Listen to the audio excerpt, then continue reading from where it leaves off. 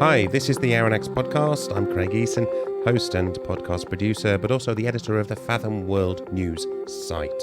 And I'm finishing off this particular episode of the podcast in Oslo, where I've just come to get ready for the biennial North Shipping Trade Show and gathering where thousands of people from the maritime, ocean industries come together to get the latest updates in their industries, and where I'm, of course, back on the stage for the Blue Talks. A little bit more about that later on. But first, last week, there was news of the launch of a new network to bring together the training colleges in Europe. These are the colleges that offer maritime education and training for cadets and seafarers. In other words, the people that we need on the ships for the ships of the future. If you've been listening to this podcast before, or even if you haven't and you've been following what's going on in the industry, you'll know that the shipping industry has challenges when it comes to digitalisation and decarbonisation. And seafarers, these are the people at the sharp end of the industry working on these ships that are changing, need to be part of this story. Seafaring is a vocational career. The training is very practical and with a strong focus on safety as it follows the requirements of the STCW. And these training courses are already lengthy. A cadetship is about 3.5 years and it's full of a lot of mandatory elements, leaving little room, if any, for the new courses that may be needed for fuels, digital skills and other modern skills that we need in a modern society. Then this has been brought to the fore by the EU and industry-funded SkillSea project, which had its closing event in Brussels last week. I was invited to moderate the event, which looked at the current skill needs, the future skill needs, and importantly, how the training establishments can face this future, both for themselves and for the industry as a whole. One of the outcomes of the SkillSea project has been the recognition that the colleges need to collaborate better, and this is why they recently announced the launch of the Maritime Education and Training Network, or METNET. Talking about the need was Alco Weeke from the training establishment STC in the Netherlands, and he told me that while there's hundreds of colleges training seafarers across Europe, there is the need to come together and work closer. So he told me about what the founding members of METNET are trying to achieve. SkillSea identified current skills, and they are in that way not surprising, but it's about digital, it's about sustainability, it's about leadership and social responsiveness, resilience, mental, all those kind of subjects that are very hot.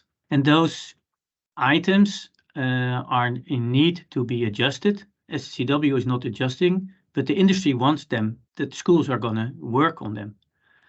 Now that's complicated because you cannot easily enter a school with a new system. That's complicated. And the second thing what's happening is that people are shouting also in the industry, yeah, but we need something on hydrogen because otherwise it's unsafe. But then when you ask, what do you think is relevant and what should the student learn? And then people are getting, I don't know, you have to ask the experts. But if you ask the experts, they don't know anything about learning objectives and learning outcomes. They just don't know. And it's not their job, so they don't need to know. And there we need to find each other. So you need that the industry is saying, okay, I think that it is very relevant that, for example, people need to learn that a lighter is not allowed to be in your pocket when you are working with ammoniac in the engine room. I just give a stupid example, but everybody understands there is some logic that you don't do that. So then you want to say the student demonstrates the safety measures that are needed to start up the engine with ammonia, for an example. With those kind of wording, a school understands what should be in the program, the student understands what's expected for him, and the industry understands, okay, this is what the students are getting. And this is the steps they're going to make. And therefore, we need each other. We need collaboration for that because we don't know in a way what the steps are because we are education. We are not the experts on the fuel. The industry is an expert on the fuel, but is not an expert on education. But we were not really aligned in the past. We had some nice projects and ideas, especially when you're doing research, people are coming together, education and industry. But if you go to vocational studies, that's not happening. They are not in the research mode. It's not in their assignment from their governments. It's not in their financial structure. It is not that they cannot do it, but it's just they are not organized like that. It was never their question. And now looking back at those new skills that are needed, new industry, new fuels, new technology. You ask now to the vocational lecturers, adjust yourself to the new system because we have to educate the new seafarer. Yes, but why? How? What? And then you say, yeah, but you have to research. They will not research. So they are in the end of the line. So if we are looking at the new STCW, if that's in 10 years, then the vocational schools will be the last ones to adjust their programs because they are not having the research capabilities to adapt that easily, meaning much longer. And when we are starting collaborating with bachelors, assisting vocational students, okay, listen with us in, go with the flow with us. And we are developing together with you learning outcomes and learning objectives. Everybody is then understanding, I have to focus there. I have to make a class on people are not using their lighter in an ammoniac vessel. And I will make a movie, I will make a story about it, I'll make a podcast, whatever. But then it's clear. So that's one of the very relevant things. But if you look at the industry, who are they going to talk to? Do they need to talk to every school in every country, in every regional? Because there are so many schools. So therefore, I think collaboration is a great point to work each other and try to develop those kind of learning outcomes, learning objectives together with the industry, and immediately also be able to validate them with each other, saying, okay, is this what we want? Yes, this is what we want. And maybe that will be STCW in the future. I don't mind. At the moment, we know what we need to do. But does this require a lot more than just a regional approach to this? You've got METNET launching now with a very European, but if you're looking at something that's STCW that's international, how do they sit together? How does an international regulation sit alongside the way that a regional network can deliver? Yeah, you can talk to this worldwide, but we have, of course, the Erasmus Plus programs of the EU, European Union, and that makes it possible that we exchange lecturers through Europe. So therefore, it will be financially much easier to organize this than worldwide. Flying to Singapore or Japan is another issue to discuss.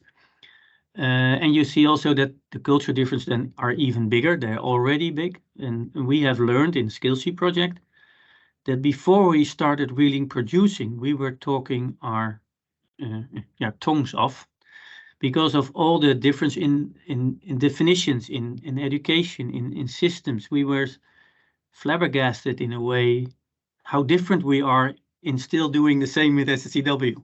And so it's so different, organized in every country, and in different levels, in different ways. Some countries have not a very strong maritime cluster. Some countries have a very strong maritime cluster. So there the collaboration is a little bit easier. We have some language issues in some countries still, that English is what we're talking about, but that doesn't mean that everybody in the school talks English. There are only sometimes a few. So there are some challenges which are easily adapted in Europe than worldwide. And if you're starting too big, I believe it will never work. On the other hand, we don't have to work on every subject in every country in Europe on this item. But for example, Norway is further on hydrogen than certain other countries. So if you want to start talking about hydrogen development education, then maybe we need the Norwegians a little bit more. But maybe in another country, if we look at France, they are much further in nuclear. So maybe if we are going in nuclear side, maybe we have to be there. So the regional things are more that some countries are more very good in certain directions and certain technologies, and other countries are in a different technology. And there we have to find our connection. Alco Weeke from the Netherlands Training Institution, STC, and part of the 4-year Skillsea project, which led to the launch of METNET last week. Now, in the discussions at the Skillsea event in Brussels, we talked about the need for seafarers to be trained in the new technologies, as well as the awareness of why they're needed. One prime example, or perhaps set of examples, are the various wind assist technologies that are being developed in shipping. These are technologies with similar goals to significantly reduce the dependence of a ship on any fuel, whether it's CO2 emitting fossil fuels or the likely more expensive future fuels such as green methanol, hydrogen, ammonia, etc. But these are not simple technologies, and this is why companies developing the solutions are looking for helpful ship owners to let them test out their ideas. It is, of course, more complicated than that. And last week, Smart Green Shipping announced it had partnered with the UK-based company NTS, Nuclear Transport Solutions. Now, this may raise a few eyebrows, a seeming link-up between wind assist technologies and a company transporting nuclear material. SGS CEO and co-founder Di Gilpin is no stranger to the Aeronext podcast, so I got her to explain this latest development. She's appeared on the show last time talking about the trial installation the company will be installing in the west of Scotland, thanks to some Enterprise Scotland funding. And now this latest announcement is part of SGS being part of a Wind for Change consortium, which has won UK funding to further develop the rigid wing system that Di and her team are developing, and to get proof of concept onto a ship to not only show how it works, but to give a certain amount of belief to the industry that it is part of the future. The Hunterston project is funded by the Scottish Government and is a test and demonstration programme for the fast rig, and we will be looking at the mechanical robustness of the systems, and we'll be looking at the performance output, so how much wind we can generate from it and create energy and thrust from, and how that maps back into our lab-based analysis around, which was conducted through CFD, computational fluid dynamics. That gives us the opportunity to make sure that we're super safe, and then we'll take that rig, or more likely an adaptation and improvement of version 2 of that rig, and install it onto the Pacific Grieg. Specifically, we're looking at demonstrating that the real world performance data maps what we have anticipated and predicted in the lab, but also, and possibly more importantly, what's the process of installing a fast rig on a ship, and what's the operational procedure that we need to deploy the manuals for the crew to use, which will be satisfactory to Maritime Coast Guard Agency and to classification societies. So the Pacific Grieg is particularly challenging, as you can imagine. She carries nuclear waste from the UK to Japan for reprocessing. So she has a much higher safety threshold than most regular bulk ships. So that is providing us with a lot of challenges, but I think it's really helpful for the team, because we are able to, if we are able to solve those challenges on that ship to the satisfaction of the classification societies, the regulators, then I think it will give a lot of confidence to the market that we can do it on a more regular wet or dry bulker. Di Gilpin from Smart Green Shipping talking to me about the developments she and her team have been making improving the rigid wing sail concepts work. And you can find more about the SGS on the Fathom World website. And one of the Smart Green Shipping team, James Mason, he's their data scientist, will be on one of the Blue Talks with me. And he'll be along with other system developers to talk about how shipping can begin to trust wind systems and how the regulators need to take a little bit more notice. And talking of North Shipping in Oslo, there's a new Transparency Act that has come into force in Norway, making all companies be more transparent about their businesses, especially around sustainability and ESG. And it's got huge implications, and while not new, the deadline for compliance is looming. On top of that, there's also the impact of the European Union's Corporate Sustainability Reporting Directive. Now, all of this puts pressure on corporates, private and public, to be more transparent, to be able to give their suppliers, the customers and investors clear data to help them with their own ESG work. And the pressure, therefore, is building on shipping too, as they get the pressure to build up from many different angles. And this is where it could get tricky, according to Pia Meling from Grieg Green in Norway. Many in shipping will be aware of the issues relating to ship recycling pressures, which are often seen as being environmental. But Meling says there are also human rights issues that need to be taken into account now. But also, the questions don't just stop with the recycling yards. The Transparency Act here in Norway is coming into force. Well, you need to report by mid of this year, so it's coming in now, that you actually need to be able to show anybody that calls up your company and asks for documentation that you've done due diligence in your supply chain. And then the question is, how far down your supply chain can you go, or do you need to go as a shipping company, or how far will your customers go into your supply chain? But I think the good answer to that is that you go as far as you have an impact and as far as you can possibly go. And the drive is, of course, to make a positive impact by asking questions to your suppliers, especially on human rights and working conditions. But in general, I think the whole ESG question will start to emerge much more in your purchasing decisions. And we do talk to ship owners. Of course, we also have a ship owner in-house in the Grieg group. And most of them have now done this analysis and figured out that where is the biggest risk of human rights issues in their supply chain, and where do they spend the most money? So where is the most impact? Yards come out quite high on that list, especially recycling yards or recycling facilities, but also new building yards and repair yards. And so far, I don't think yards have been asked a lot of questions apart from price and quality. And we believe that there's going to be a lot more focus on emissions, of course, but also on the S in the ESG and the working conditions at the yard. And that will definitely drive improvement. Hopefully, we can actually have business and money flow to those yards that are trying to improve. And then they will have even more incentive to continuously improve. I think we have to recognize that nothing is perfect, not in Europe and not in Asia. It's not only in the recycling yards in Asia that we have risks. It's also in Europe, and the same with the other yards.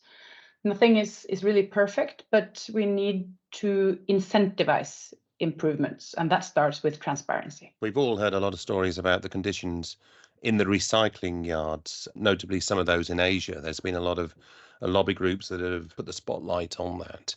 But it's a bit of a surprise to hear that there may be issues relating to repair yards and even the new building yards. I mean, how has this come about? And is it as serious as the recycling yards, do you think? And is it something that's going to have a huge impact on the price of things? I think if you buy a T-shirt today and you pay £2 for that T-shirt, you probably know that in the making of that T-shirt, things aren't great.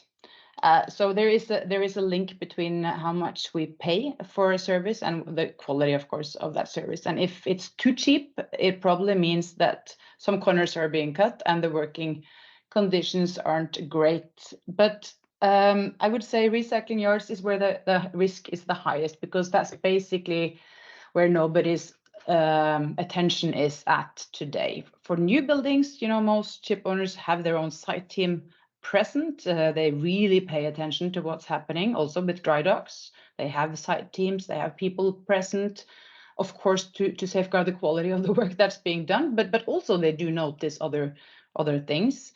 So I think the fact that when the ship owner sells the ship for recycling, basically they feel that they're done with that ship, and it's not their responsibility anymore. And if nobody is then watching over what's happening, then a lot of different things can happen that we don't really want to promote. So I think that's why the ship recycling industry really deserves more light and more transparency and more attention, so that we can actually stop some of that practice which is unsafe for the environment and for people, and incentivize better practice. But there is definitely, it comes at a certain cost to be really responsible in how you do any kind of job, right? So I think we need to realize that we have maybe to pay more, yes, to make sure that everything is done according to the standards that we expect. Pia Meling from Grieg Green will be at North Shipping helping me unearth more about this and the issues of life cycle assessment across the shipping's chain of responsibility. At North Shipping, people come to find out what's new and, of course, meet up with colleagues and industry friends. It's also a perfect time to get updated.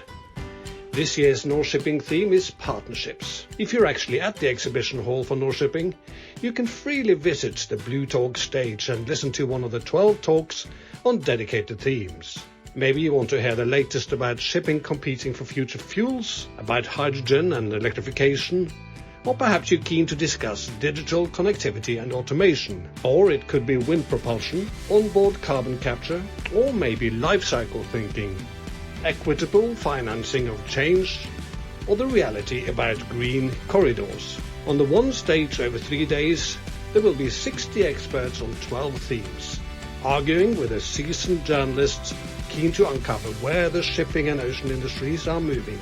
Find the Blue Talk stage at the Lillestrøm Exhibition Hall from the 6th to the 8th of June. Welcome to North Shipping 2023.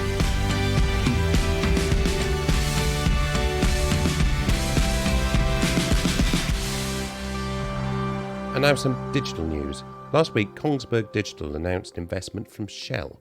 Well, Shell Ventures to be accurate. Now let me explain. Kongeberg Digital is part of the Oslo-listed Kongeberg Group, and the Norwegian government is the largest shareholder of Kongsberg's shares. And that's partly because Kongeberg is, amongst other things, very closely linked to Norwegian defence.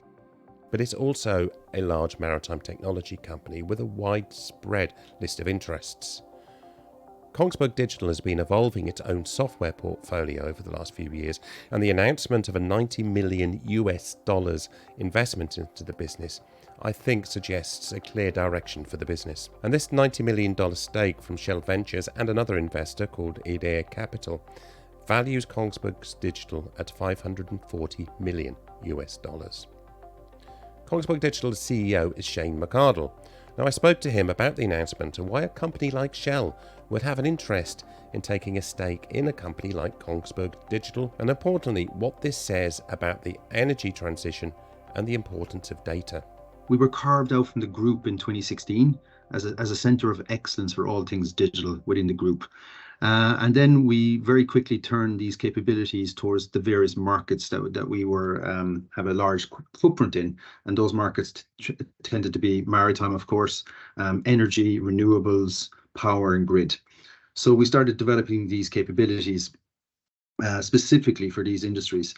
And the idea, and I suppose the nature of digitalization, is pace. It's about accelerating the adoption of this technology, is about moving the industries at a faster pace towards adopting these technologies in order for them to achieve targets around efficiency, sustainability, safer operations, these types of areas.